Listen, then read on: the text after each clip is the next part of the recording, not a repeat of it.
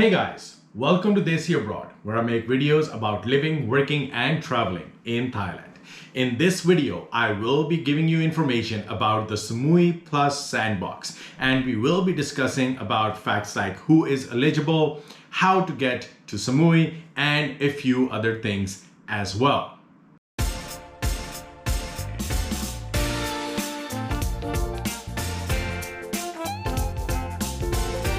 So before we continue, if you guys have still not, make sure you guys subscribe to my channel right now, like this video, and hit that notification bell to get notifications about my upcoming videos. So let's start by first discussing about who is eligible to travel and join the Samui Sandbox program. Well, the first and the foremost important requirement is that you need to be fully vaccinated by the vaccines which are approved by the Thai Ministry of Health or by the World Health Organization. So you need to make sure that you are vaccinated at least 14 days prior to your departure date. So you need to make sure that it is at least 14 days in advance. Next, you need to have a negative COVID-19 test for yourself, and if you're traveling with your children, for them as well, at least 72 hours prior to your flight. Also, you need to make sure that you have a COVID-19 insurance, which covers you for a minimum of 100,000 US dollars medical expenses, just in case you turn out to be COVID positive while you're here in Thailand. And of course, one more criteria, there is a list of countries which are only permitted currently to travel to Thailand. For that list, you can see that list right here, and you can pause and look at the list, as I will not be going through the names on the list in quite a lot of details. So there are, as you can see, quite a lot of countries which are permitted to come to Thailand. But I've heard that if your country is not within that list, what you can actually do is, if you still do want to join the Samui Sandbox program, you can actually travel to one of these countries, stay there for 21 days, and then travel from one of those countries to Thailand. And of course, if you are coming from any of these countries, there is a requirement that you have to stay in this country for at least 21 days before you can actually travel to Thailand. Okay, so those were the requirements for a person to actually be eligible to come here and join the Samui Sandbox program. Now, prior to your flight, you actually need a document, which is a certificate of entry to actually go to Thailand. Now, to get a certificate of entry, you would be required to go to a specific website. I have actually put the link to that website in the description below. You can actually click on that website and it will take you there. Over there, you will need to upload a number of documents, and there are further instructions for you to follow as well. That you need to do before you can actually get an approval and given a certificate of entry. So just to let you know, what documents that you would be required to upload are your valid passport, which needs to be valid for at least a 6 months period, a certificate for your vaccine, which shows that you have already been fully vaccinated, and a minimum coverage of 100,000 US dollar medical insurance for COVID-19, just in case you turn out to be COVID positive. Right. On top of that, you also need to upload your details of your air tickets, showing your air tickets and everything to confirm the flight dates. Also, you need to show your booking of your AQ hotel, which is alternate quarantine hotel, for the first 7 days you will be staying there.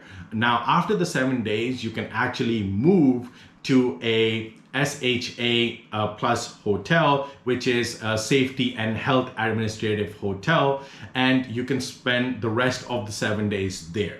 Now, for both these type of hotels, the AQ hotels and the SHA plus hotels, I have put a link in the description below. You can check which hotels are participating in this, and you can actually book a hotel through those links. And also one more thing that is really important that you have to do when you're trying to get your certificate of entry is that you need to show proof of payment for the COVID-19 tests that will be performed on you while you are in the Samui Plus Sandbox program. I believe there will be between 3 to 4 COVID tests, and if you turn out to be positive in the period of 14 days, after that you will be allowed to leave the 3 islands, which is Koh Samui, Koh Phangan, and Koh Tao, and actually be allowed to go to different areas of Thailand. And of course, there are some countries that actually require a visa before they are actually allowed to go there, or if the visa is applicable to you, you also need to upload your tourist visa.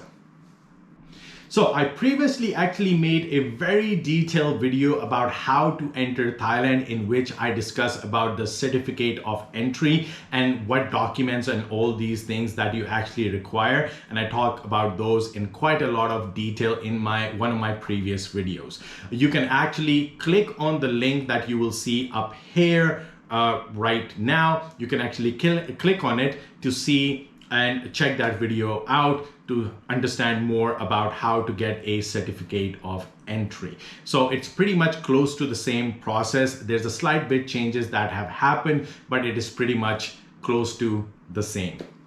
So you got all your documents ready, and now you are ready to travel. As soon as your flight takes off, I believe that you will be landing at Bangkok first, at the Bangkok airport, which is also known as Suvarnabhumi Airport. From Suvarnabhumi Airport, you will be fast-tracked to your connecting flight, which will take you to Koh Samui. So there's some flights that are going to Koh Samui. I tried finding information about the flights that will be going that way. So they are actually on the screen right now. You can just check that. I'm not sure if they are still 100% active, but as of making this video, these flights were active, which were leaving from Suvarnabhumi Airport to Koh Samui. And I believe the only airline that is doing that currently is Bangkok Airways, which has a direct flight from Bangkok to Koh Samui. Once you have arrived at Koh Samui, went through the customs, went through immigration and everything, once you land at Koh Samui Airport, you will be asked to register to a More Chana app, which is actually an app which allows them to know where you are and to have a track on you so that you are following the rules as well as being on the routes that have been assigned to you. So after all that, then you will be moved to your hotel. You cannot and you will not be permitted to catch any random taxi or a van, but there will be designated vehicles waiting for you to take you to your booked hotels. And during that way, you will not be allowed to actually stop at anywhere, but you will only are required to directly go to your hotel and into your room, where you will be given your first COVID-19 test. So after taking your designated vehicle to the hotel that you have booked, for the first day or day 0 that you will be at your hotel, you will not be permitted to leave your room. During that same day, which is day 0, you will be tested for COVID-19 using the RT-PCR method. And if you are negative, after that, you will be permitted to stay and use the facilities of the hotel for the first, from day 1 to day 3.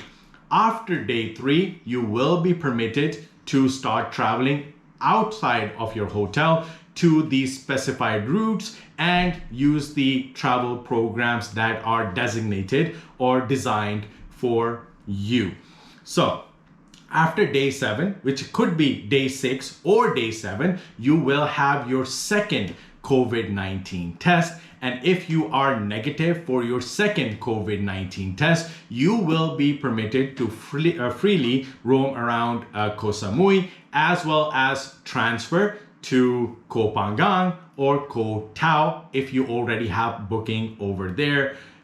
So you are allowed to travel to more islands than only Koh Samui. So then you can start traveling to Koh Phangan or Koh Tao as you wish. Now, during day 12 or 13, you will be tested the third or the last time for COVID-19 again. And if you turn out to be negative for that, on day 14, you will be permitted to actually leave the Koh Samui Sandbox program and travel anywhere around Thailand, wherever you feel like visiting. Okay, so now let's go through some common questions that might be in your mind that you might be wondering. Okay, one of the most common question is about children. Of course, you will be required to have a COVID-19 test using the RT-PCR method 72 hours before the departure of your flight. But it is not necessarily important for them to be vaccinated. As long as the parents are fully vaccinated, it is not at all compulsory or important for children under 18 to be vaccinated when traveling to Thailand. So for another question which might be on your mind is that do you or are you required to stay at the AQ Hotel, which is also known as the Samui Extra Plus Hotel? Well, at least for the first 7 days, you are required to do that because the restrictions on those hotels are a little bit tougher compared to the SHA Plus hotels, which might be a little bit more lenient. So for the first 7 days, you definitely need to stay in the Samui Plus hotels, also known as the AQ hotels. And after that, you can move to another hotel within Koh Samui or to Koh Phangan or Koh Tao as you have planned.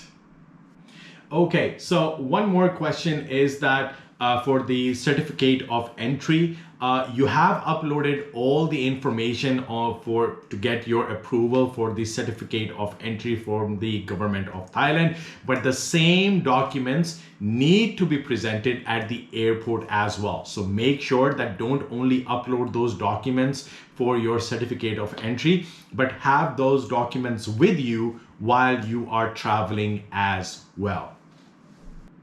Okay, just to make you guys clear about something, that once you have landed at Koh Samui Airport, you will be required to directly go to your hotel. You will not be permitted to stop anywhere on the way, but the only thing that you can do is directly go to your booked hotel and to your room.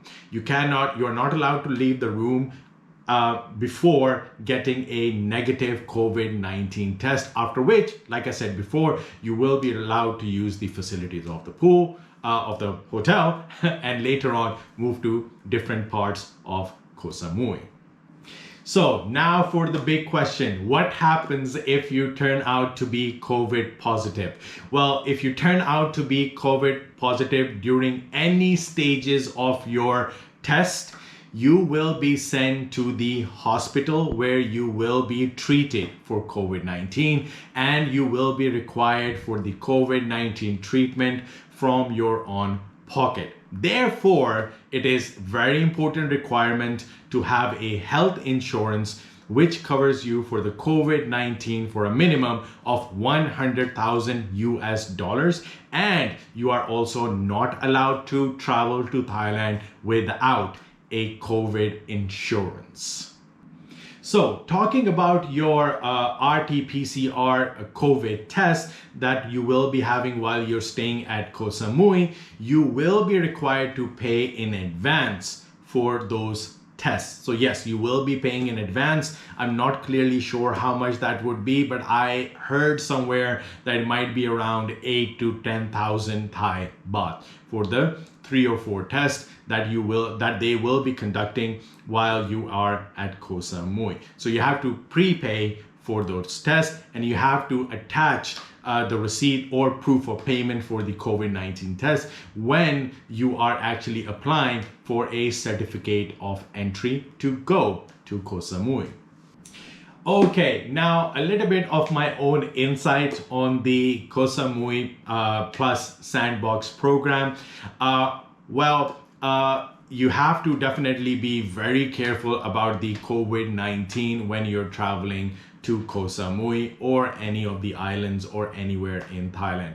Now, something that can actually happen and has happened is that if you don't even turn out positive for COVID-19, but any one of your family members turns out to be positive, or the people you were traveling with in your airplane or in your van or any particular place turn out to be COVID positive, that is actually kind of a hassle for you, because then you will be required to quarantine in your room for the next 14 days and have to pay extra for more tests. So that is a bit of a hassle you might have to go through. So even if you are careful with not getting the COVID, there might be someone who might just turn out to have COVID. So that's something that you have to keep in mind continuously when you are traveling for the Koh Samui program.